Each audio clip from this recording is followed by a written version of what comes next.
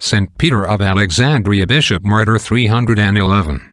Eusebius calls this great prelate the excellent doctor of the Christian religion, and the chief and divine ornament of bishops, and tells us that he was admirable both for his extraordinary virtue and for his skill in the sciences and profound knowledge of the Holy Scriptures. In the year 300 he succeeded Theonas in the see of Alexandria, being the 16th archbishop from St. Mark. He governed the church with the highest commendation, says the same historian, during the space of 12 years, for the 9 last of which he sustained the fury of the most violent persecutions carried on by Diocletian and his successors. Virtue is tried and made perfect by sufferings. And Eusebius observes that the fervor of our saint's piety and the rigor of his penance increased with the calamities of the church. That violent storm, which affrighted and disheartened several bishops and inferior ministers of the church, did but awake his attention, inflame his charity, and inspire him with fresh vigor. He never ceased begging of God for himself and his flock necessary grace and courage, and exhorting them to die daily to their passions, that they might be prepared to die for Christ. The confessors he comforted and encouraged by word and example, and was the father of many martyrs who sealed their faith with their blood. His watchfulness and care were extended to all the churches of Egypt, Thbai, or Upper Egypt and Libya, which were under his immediate inspection. Notwithstanding the activity of St. Peter's charity and zeal, several in whom the love of this world prevailed basely betrayed their faith to escape torments and death. Among those who fell during this storm, none was more considerable than Meletius, bishop of Lycopolis, in Thbai. That bishop was charged with several crimes, but apostasy was the main article alleged against him.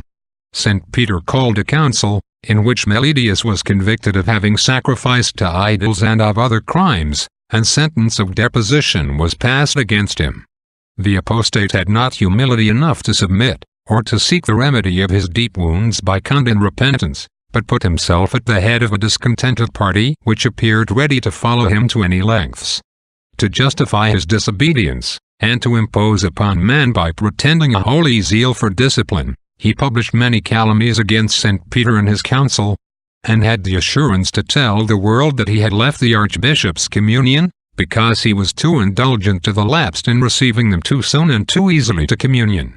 Thus he formed a pernicious schism, which took its name from him, and subsisted 150 years. The author laid several snares for St. Peter's life, and though by an overruling providence these were rendered ineffectual, he succeeded in disturbing the whole Church of Egypt with his factions and violent proceedings.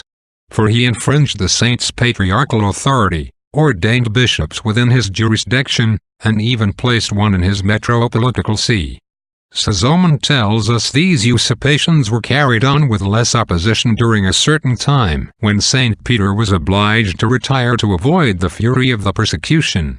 Arius, who was then among the clergy of Alexandria, gave signs of his pride and turbulent spirit by espousing Meletius's cause as soon as the breach was open, but soon after quitted that party, and was ordained deacon by St. Peter.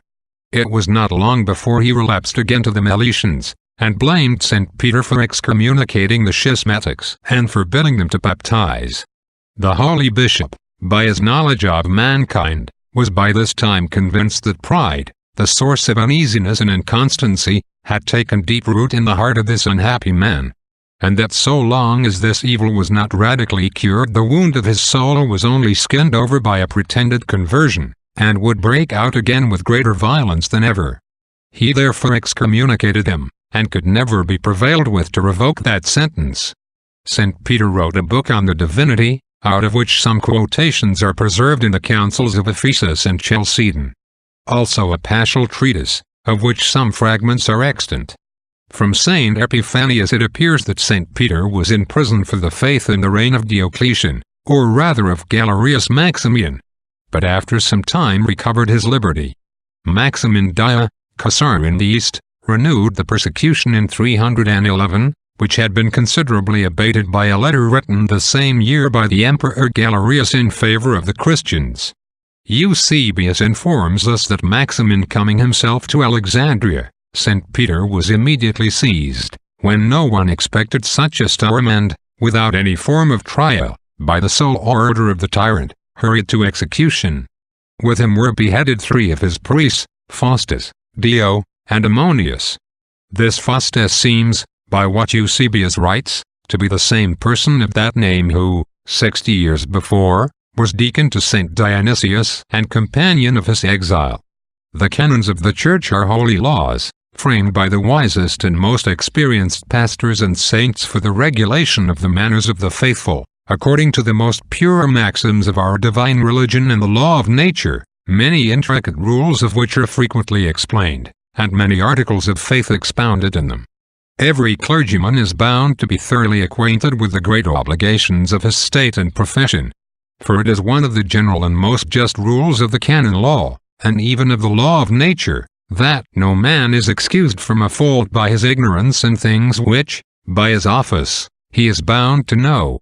That anyone amongst the clergy should be a stranger to those decrees of the universal Church and statutes of his own diocese, which regard the conduct and reformation of the clergy, is a neglect and an affected ignorance which aggravates the guilt of every transgression of which it is the cause, according to a well-known maxim of morality. After the knowledge of the Holy Scriptures, of the articles of faith, and the rules of a sound Christian morality, everyone who is charged with the direction of others, is obliged to have a competent tincture of those parts of the canon law which may fall in the way of his practice. Bishops and their assistants stand in need of a more profound and universal skill, both in what regards their own office, in which Barbosa may be a manuduction, and others. Amen.